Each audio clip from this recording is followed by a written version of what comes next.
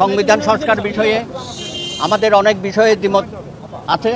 Note of dissent আমরা দিয়েছি। তার মধ্যে আমাদের যে জাতীয় চার মূলনীতি, গণতন্ত্র, ধর্মনিরপেক্ষতা, সমাজতন্ত্র এবং জাতীয়তাবাদ, আমরা বলেছি ৭২-এর সংবিধানে যেটা সন্নিবেশিত হয়েছিল মুক্তিযুদ্ধের মধ্য দিয়ে সেটাকে রাখতে হবে।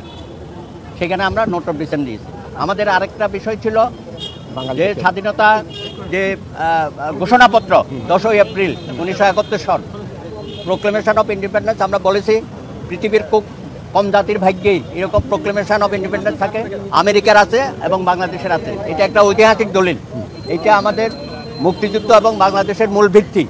সুতরাং 1971-কে ধরে রাখতে হলে প্রোক্লেমেশন অফ ইন্ডিপেন্ডেন্স এটা আমাদের সংবিধানে সন্নিবেশিত থাকতে হবে। এবং আপনারা জানেন যে আমাদের যে শিডিউল আছে সংবিধানের 150-2, সেখানে 7 নম্বরে প্রোক্লেমেশন অফ ইন্ডিপেন্ডেন্সটা লিপিবদ্ধ করা হয়েছে। তাদের প্রস্তাব ছিল এই প্রোক্লেমেশন অফ ইন্ডিপেন্ডেন্সটা বাতিল হয়ে যাবে। আমরা বলেছি এটা যদি বাতিল হয় তাহলে আমরা স্বাক্ষর করব না।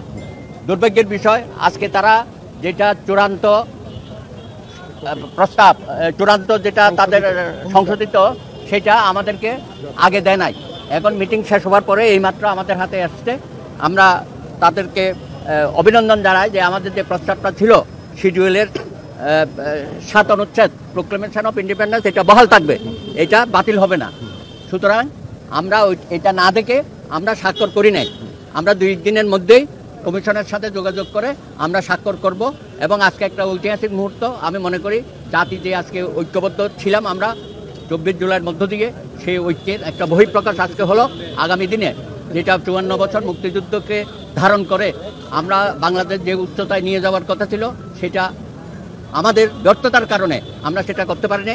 আশা করি 24 জুলাই আমাদেরকে নতুন করে সেই অঙ্গীকার প্রতিশ্রুতি শিখিয়েছে।